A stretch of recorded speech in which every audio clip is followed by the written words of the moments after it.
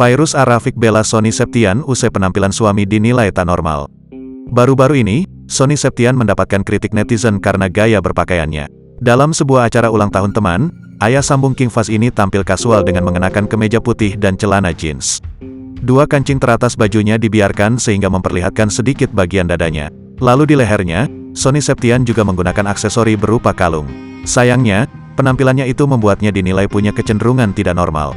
Tak terima suaminya dicibir begitu, Fairuz Ar-Rafiq langsung membela suaminya. Sambil memasang beberapa foto idol di media sosial, ibu tiga anak ini mengatakan bahwa penampilan suaminya tersebut wajar. Dia juga menyebut bahwa gaya berpakaian tersebut merupakan bagian dari fashion. Cuma mau kasih tahu ini namanya fashion. Gak cewek aja yang boleh fashion. Cowok juga boleh, tulis Fairuz di Instagram, dikutip Rabu, tanggal 31 Januari tahun 2024. Jangan dibilang aneh apalagi fashion dikit dicurigai gak normal, sambungnya. Mantan istri Gali Ginanjar itu kemudian meminta netizen untuk membersihkan hati dari keburukan.